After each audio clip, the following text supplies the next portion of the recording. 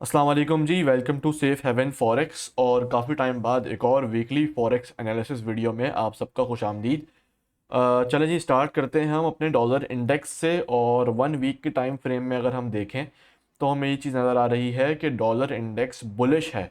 Dollar index bullish होने का मतलब ये है कि जो पेयर्स डॉलर्स के अगेंस्ट हैं, मिसाल के तौर पे euro USD, GBP USD, AUD USD, जो डॉलर के अगेंस्ट काम करते हैं वो सब बेरिश होंगे। और डॉलर के जो पेयर्स होंगे, मिसाल के तौर पे यूएसडी कैड है या यूएसडी जेपीवाई है, तो वो सब बुलिश होंगे।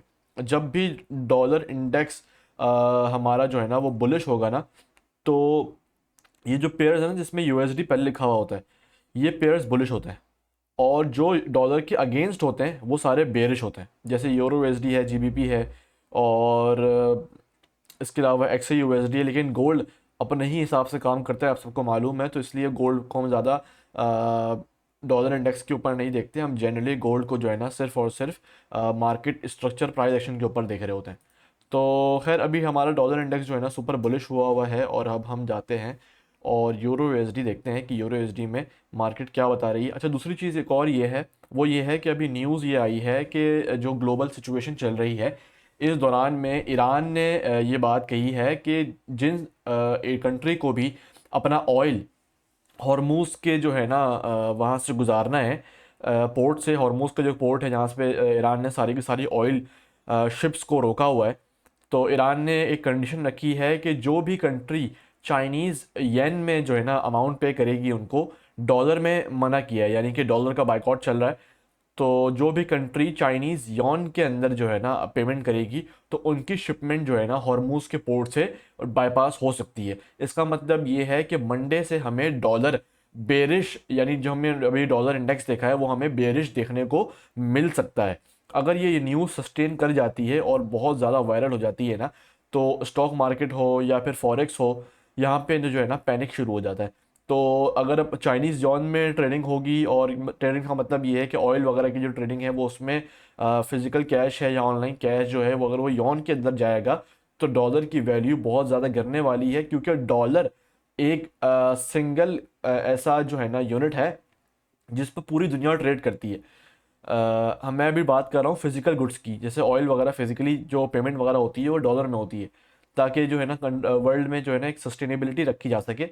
लेकिन अभी जैसे कि ईरान ने कहा है कि भाई आपको चाइनीज़ येन के अंदर पेमेंट करनी होगी, तो मोस्ट प्रॉब्ली जो है ना डॉलर जो है काफ़ी ज़्यादा बेरिश देखने को मिल सकता है। और अभी जो है हम एनालिसिस करने वाले हैं यूरो यूएसडी वगैरह के, ये हम बेरिश जो है ना एनालिसिस देखेंगे, बेरिश मोमेंटम देखेंगे।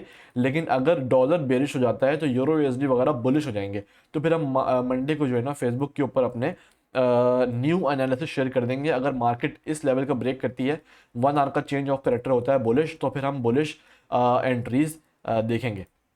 खैर, अभी हमारे पास जो है यूरो यूएसडी फ़िलहाल बेरिश है, तो हम बेरिश पीओआईज देखेंगे अपने। और इन दोनों पीओआई से आप सेलिंग देख सकते हैं जब मार्केट यहाँ पे आके नीचे आए या फिर यहाँ पर आकर यहाँ इस तरह से जो है ना मूव करे। आपने अपना 1 मिनट का चेंज ऑफ करेक्टर या फिर इन्वर्ट फेयर वैल्यू गैप या फिर 3 मिनट का चेंज ऑफ करेक्टर जो भी आप देखते हैं, वो उसको आप देखकर इसमें एंट्री ले सकते हैं। जैसे कि मैंने आपको कहा था कि यूएस डॉलर्स के जो भी पेयर होंगे ये सिर्फ और सिर्फ बुलिश होंगे। तो आप देख लें कि डॉलर का जो पेयर है यूएसडी जेपीवाई, ये बुलिश है। अच्छा भाई, अब हमारी एंट्रीज बनेंगी यहाँ से कुछ इस तरह से। अच्छा जी, हमारा ये एक पीओआई था बाइंग का, ये ऑलरेडी मार्केट ने जो है ना प्ले कर लिया है। अच्छा, अब मार्केट अगर इसके हाई के ऊपर क्लोजिंग दे देती है ना, तो फिर हम दोबारा इसके रीटेस्ट पे एक बाइंग देख सकते हैं। अगर ये है कि मार्केट इसका स्ट्रक्चर ब्रेक करे, फिर यहाँ कहीं पे रिट्रेस करे और फिर वापस इस हाई का भी ब्रेक कर दे, तो फिर हम अपना जो पॉइंट ऑफ व्यू है ना वो यहाँ कहीं पे देखेंगे और यहाँ पे नहीं देखेंगे। तो अभी हमारा P O I basically same ही रहेगा। हम दोबारा इसकी रीटेस्ट पे, अगर मार्केट जो है ना इसका ब्रेक करती है, तो हम इसके रीटेस्ट पे दोबारा बाइंग देख सकते हैं यूएसडी जेपीवाई के अंदर। जैसा कि जीबीपी यूएसडी डॉलर के अगेंस्ट वर्क करता है, तो हम इसमें सेलिंग देख रहे हैं। और 1 एज के टाइम फ्रेम में हमें कोई स्पेसिफिक अच्छी एंट्री नहीं देखने को मिल रही है, लेकिन हमारे पास बस एक ही छोटा सा जो है ना सेलिंग लेवल है, लेकिन काफ़ी दूर है। लेकिन आप सबको पता है कि जितना अच्छा लेवल होगा उतना ज़्यादा लेवल मोस्टली दूर होता है। मतलब ऐसा नहीं है कि हर लेवल आपको दूर मिले तो अच्छा लेवल होता है, मगर जनरली अगर आपका जो है ना पीओआई दूर है ना, तो आपको अच्छी एंट्रीज मिलती हैं। इसकी वजह ये है, आपको मेरी फेयर वैल्यू गैप वाली वीडियो में आपको समझ में आ जाएगा कि ऐसा क्यों होता है। क्योंकि मार्केट हमेशा जो है ना एक डिस्काउंटेड रेट पे सेलिंग या बाइंग करती है, तो हमेशा हम चाहते ये हैं कि हम सेल करें या बाय करें तो चीप रेट में बाय करें और नीचे जाके सेल करें। वैसे ही बाय में हम चीप रेट में बाय करें और ऊपर जाके जो है ना वो सेल कर दें। आप मेरी फेयर वैल्यू गैप वाली वीडियो लाजमी देखिएगा, सॉरी फेयर वैल्यू गैप कह रहा हूँ मैं, फिबोनाची वाली वीडियो लाजमी देखिएगा, आपको बहुत सारी चीज़ें उसमें सीखने को मिलेंगी।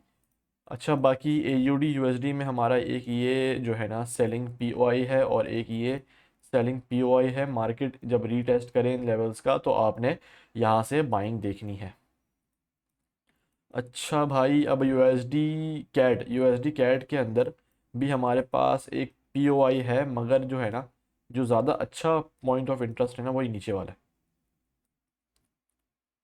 मैं नीचे के लेवल्स बार बार इसलिए कहता हूँ कि भाई नीचे के लेवल्स जो है ना आपके A+ होते हैं हमेशा मार्केट में, मोस्ट प्रोबेबल लेवल होते हैं। क्योंकि इसकी वजह ये होती है कि मार्केट अगर इसके नीचे क्लोजिंग कर रही है तो आपका बेरिश चेंज ऑफ करेक्टर हो रहा है, तो मार्केट बार बार थोड़ी ना 1 आवर के टाइम फ्रेम पे बेरिश चेंज ऑफ करेक्टर करती रहेगी।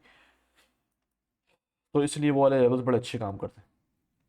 इसके बाद हमारे पास USD CHF में, CHF ही कहते हैं ना इसको, USD CHF में जो है ना हमारे पास ये एक बाइंग POI है। और मैं जो है ना आपको मैंने ऊपर भी जितने पॉइंट ऑफ इंटरेस्ट दिए ना जो करीब करीब है, कोशिश किया करें कि वहाँ से बाय ना करें। ये लेवल ज़्यादा अच्छे होते हैं जो नीचे की तरफ जो लेवल्स होते हैं ना। और अगर आप बिगिनर हैं तो 1 आवर के अलावा आपने ट्रेडिंग करनी ही नहीं है भाई।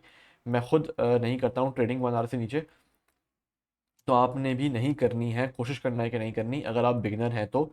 और यूरो AUD जो है ना एक बड़ा अच्छा पेयर है। लोगों ने काफ़ी इसको अंडर एस्टिमेट किया हुआ है, लेकिन ये बड़ा प्यारा पेयर है। अगर आपकी मार्केट के अंदर ग्रिप हो तो ये बहुत अच्छा पेयर है। कोई भी पेयर जिस मार्केट में आपकी अच्छी प्रैक्टिस है, अच्छी ग्रिप है, उसके लिए काफ़ी अच्छा वर्क करता है। तो वहाँ से आपने बाइंग करनी है। 1 मिनट का चेंज ऑफ करेक्टर देखिएगा बुलिश, 1 मिनट का बुलिश चेंज ऑफ करेक्टर देखिएगा, और उसके बाद यहाँ से बाइंग देख सकते हैं। गोल्ड में हम आते हैं भाई, गोल्ड हमारा बेरिश है। जैसा कि मैंने आपको बताया था कि डॉलर इंडेक्स हमारा बुलिश हो तो उसके अगेंस्ट वाले पेयर्स हमेशा बेरिश होते हैं। गोल्ड अभी क्योंकि गोल्ड, अच्छा गोल्ड ने है ना इसको एक्सको कोई ख़ास रिस्पेक्ट नहीं दी हुई है। ऐसा नहीं है कि डॉलर इंडेक्स बुलिश है तो गोल्ड बेरिश है।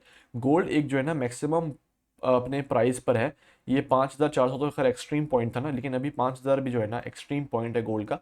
इसलिए हमें सेलिंग देखने को यहाँ पर मिल रही है। अच्छा, सेलिंग के बाद हमारे पास एक अच्छा POI ये वाला है। यहाँ से आप गोल्ड के अंदर सेलिंग देख सकते हैं, लेकिन मोस्टली जो है ना गोल्ड 1 आवर के लेवल्स को रिस्पेक्ट ही नहीं करता है भाई। वो आता है 15 मिनट के टाइम फ्रेम पर या फिर 5 मिनट के टाइम फ्रेम पर। तो 15 मिनट के टाइम फ्रेम पर सेलिंग करने के लिए हमारे पास एक ये वाला POI है। यहाँ से जो है ना 15 मिनट के अंदर गोल्ड में सेलिंग देख सकते हैं। ये है प्राइस 5,056 का प्राइस लेवल है। बिटकॉइन मैंने एक एनालिसिस में बताया भी था कि आप बहुत अच्छी बाइंग देख सकते हैं, मगर जहाँ से मैंने बाइंग का कहा था वहाँ से मार्केट बाय हुई नहीं थी, वहाँ से मार्केट पूरी की पूरी सेल हो गई थी। तो खैर, हम वैसे भी कंफर्मेशन के बाद ही ट्रेडिंग करते हैं तो हमें कोई ज़्यादा फर्क नहीं पड़ता है। अच्छा, अभी हमारे पास बिटकॉइन बेरिश ही है। 1 आवर 1 आवर हमारा बुलिश है अभी भी ना। 1 आवर बुलिश है और ये कोई रिट्रेसमेंट ले रहा है। यार मैं बिटकॉइन की कोई ट्रेड इसलिए नहीं बता रहा होता या POS शेयर नहीं कर रहा होता। इसकी वजह ये है कि ये बड़ा ही घटिया पेयर है। क्रिप्टो में वैसे भी मैं ट्रेड करता नहीं हूँ, तो ये और ये जो है ना बिटकॉइन मुझे समझ में भी नहीं आता। पता नहीं किस तरह से इसकी मार्केट चलती है और लोग किस तरह से इसमें पैसे कमा रहे हैं। मोस्टली ऐसा लोग पैसे इस तरह से कमाते हैं। हमें मार्केट में एक चीज़, हमें जो बिगिनर्स होते हैं उनको मार्केट में एक चीज़ समझ में आती है, वो ये होती है कि वो समझते ये हैं कि मार्केट में सिर्फ और सिर्फ स्ट्रेटजी काम करती है। एक अच्छी स्ट्रेटजी उठा लो, सीख लो और पैसे छापो। ऐसा नहीं होता। मार्केट हमेशा जो है ना एक साइकोलॉजिकल मैनर में चल रही होती है। जिन लोगों को मार्केट का बहुत लंबा और अच्छा आइडिया होता है ना, तो वो कहीं ना कहीं से ट्रेड ढूंढ लेते हैं। तो मैं अगर ये बात बोलूँ कि बिटकॉइन में ट्रेड नहीं मिल रही, तो ऐसा नहीं है। जो पुराने ट्रेडर्स हैं जो बिटकॉइन को बहुत पहले से ट्रेड करते हैं, तो वो नेचर मिजाज समझ जाते हैं पेयर का ना। तो उनको लेवल समझ में आ रहे होते हैं, दिख रहे होते हैं मेरी स्ट्रेटजी के अकॉर्डिंगली और मेरी साइकोलॉजिकल लेवल के अकॉर्डिंगली। मुझे ट्रेडिंग समझ में नहीं आती क्रिप्टो के अंदर। तो मैं मुझे समझ, जब भी मैं आपको कोई ट्रेड बता भी नहीं रहा, हम एसएमसी ट्रेड करते हैं, और एसएमसी स्पेसिफिकली हम क्लासिकल एसएमसी ट्रेड करते हैं। तो उसके अकॉर्डिंगली भी और साइकोलॉजिकल लेवल के अतबार से भी मुझे कोई ट्रेड नहीं समझ में आती इसके अंदर। खैर जी, यही हमारा जो है ना वीकली एनालिसिस की वीडियो थी, और बहुत टाइम बाद वीडियो आई थी। मैंने आप लोगों से कैंडल स्टिक के बारे में वीडियो बनाने का भी कहा हुआ है, वो मैंने अभी तक अपलोड नहीं की है। कुछ और डिफरेंट प्रोजेक्ट्स, डिफरेंट काम, डिफरेंट पेपर्स फ़िलहाल चल रहे हैं, जिसकी वजह से मैं टाइम नहीं दे पा रहा यूट्यूब चैनल को। उम्मीद है जी आपको वीडियो समझ में आई होगी, पसंद आई होगी, और आपको वीकली एनालिसिस के अलावा बहुत सारी चीज़ें सीखने को भी मिली होंगी। अपना बहुत सारा ख्याल रखें जी। अल्लाह हाफ़िज़।